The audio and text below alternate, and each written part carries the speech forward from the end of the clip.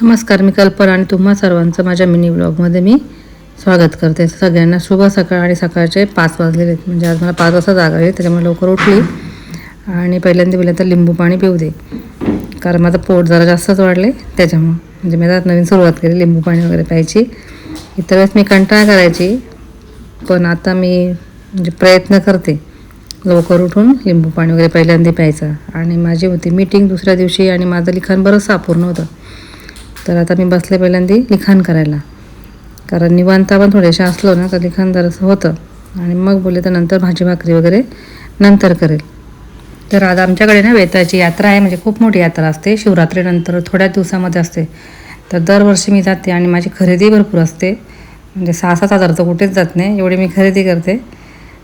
तर आहे आज यात्रा. पण आता मला शाळेवर जायचं आहे सगळं आवरून. जवळजवळ 8:40ला वगैरे 8:35 8:40ला अशी मी घरातून निघते आणि यायला दुपार किंवा संध्याकाळ होते मला घरी यायला. तर बघू आज मला बेताच्या यात्रेला जाता येतं का नाही, ते आपल्याला आता बघायला मिळेलच. आणि जर मी लिखाण जर माझं जर अपूर्ण असेल तर कदाचित मला जाता येणार नाही.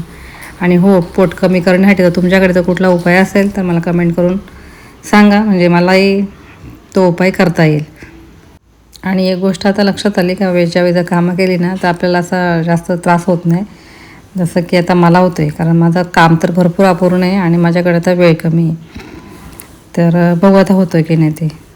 तर इथे माझी आई आलेली आहे त्याच्या यात्रेसाठी. कारण आईला पण माझ्यासारखीच, म्हणजे आईसारखीच मला सवय खरेदी करायची, कारण माझ्या आईला पण खूप खरेदी वगैरे करावी लागते. आणि आईने मला एवढ्या वस्तू आणल्यात, शेवग्याच्या शेंगा, भेंडी आणि चिकन तळून आणले आणि गोधरा आणल्यात. पण मध्येच ही कुकी आली चिकन खायला, पटकन उचललं, लक्षात नव्हतं. आणि माझा मुलगा बघा, गाडीचा ॲक्सिडेंट झालेला ना, त्याचा टायर दाखवतो आईला का कुठे फुटलेला असं, कारण नवीनच गाडी. आणि म्हणजे एवढा टायर पण त्याचा गेला म्हणजे बघा. आणि इकडे कुकी माझ्या मुलाबरोबर कशी खेळते, ते तिची मस्ती जास्त करून चालू असते आणि आराम पण एखाद्याला करून देत नाही, मध्ये मध्ये तीच लुडबुड करत असते. तर मी काय गेली नव्हती यात्रेला, मला जाताच आलं नाही. तर आई आणि मुलगी गेलेली आणि यात्रेची एवढी खरेदी त्यांनी केली.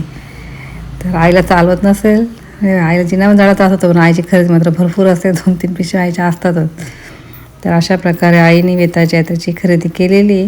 ती आता तुम्ही बघू शकता, टफ वगैरे आणलेत. तर आता मला मुलीनं ते बदक वगैरे घेतला, हा साप घेतला आणि विद्यूसाठी गाड्या घेतल्यात. तर अशा आम्ही पिशव्या वगैरे बघत होतो, कारण एखादी खरेदी घ्याली ना ती असं वाटतं कधी आपण काय काय काय काय बघतो. माणसाला तशी सवय, म्हणजे आपल्याला ती सवय, त्याची प्राण्याला पण. आता कुकी पण त्या पिशवीमध्ये कशी बघते का तिला काय आणलं का काय, पण तिच्यासाठी काय नव्हतं, खाऊ होतं पण तिला खात नाही. आणि अशा प्रकारे खरेदी झाली. तर पुढच्या वाक्य मी दाखवते की खरेदी काय केली ती.